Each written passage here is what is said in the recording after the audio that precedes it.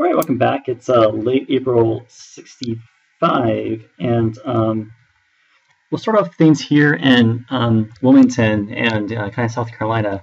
So what happened was Forrest came up and around and then down through Fayetteville and got to our rear. That leaves basically Foster's Corps sort of stuck here in between. Now we do have some forces, of course, in Wilmington, but not a lot, and we can't really get a whole lot there this turn. We will get 2 fort batteries and a maybe a partisan unit and then a sharpshooter unit, but that's about it.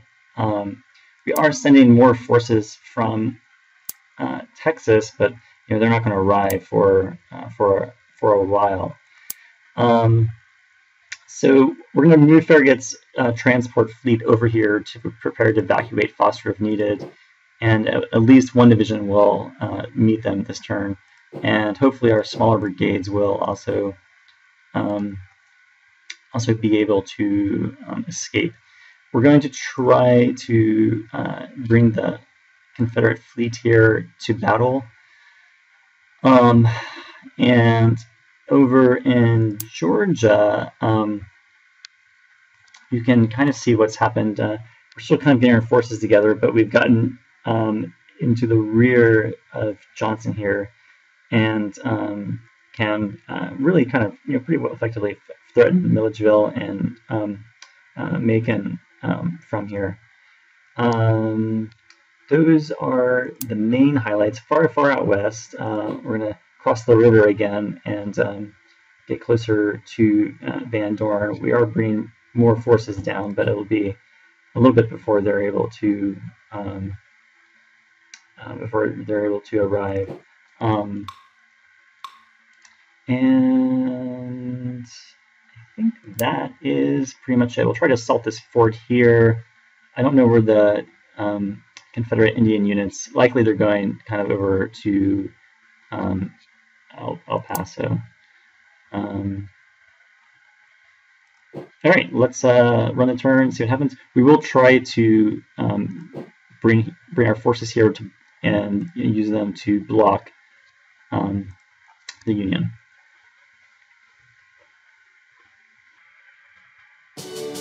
All right, so we had a few skirmishes, no big battles. You can see the CSA, they've evacuated Hanover there, at least for the time being. Let's kind of go down here and see what we have in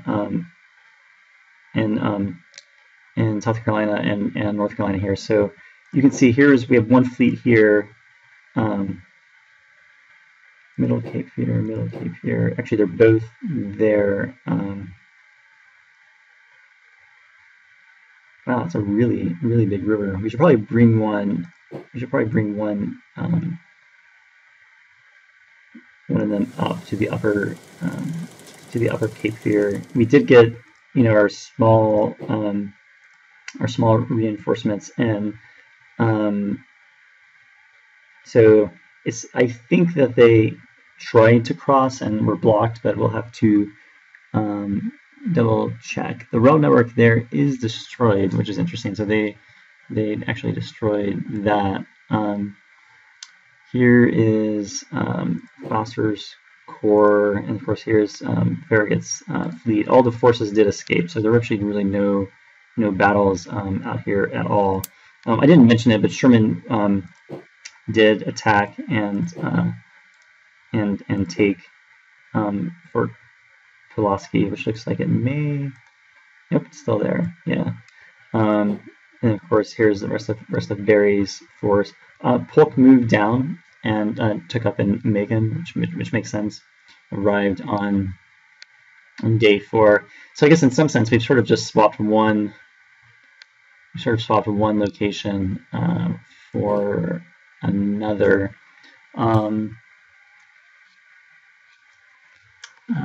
So Grant, does he get that far? Yeah. So Grant just has enough control to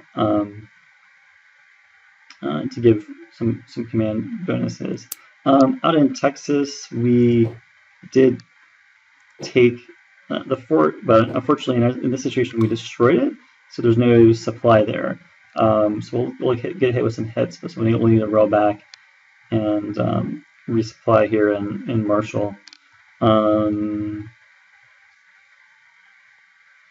And far out west, there's Van Doren's forest, and of course here's our forest.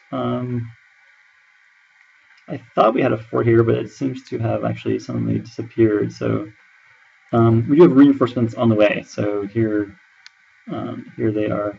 That's really about it. I didn't see in there too much other movement. I can see there are very interesting battles. Fort Pulaski, already mentioned. Oh, actually, this was interesting. So we had the naval action, and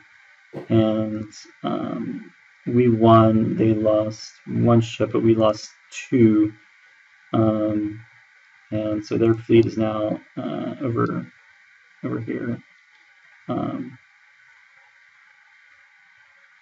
And I was trying to see where the Confederate Navy went. It's not really clear. There are two artillery pieces here at Fort Pulaski, so maybe we'll get lucky and Sherman will attack those next time and take them. I think that is pretty much it. So we're at 111. Kind of like really morale watching now. They're at 102, so that's gone up. And then 75 and 17. Okay, that's about it. So see you next time.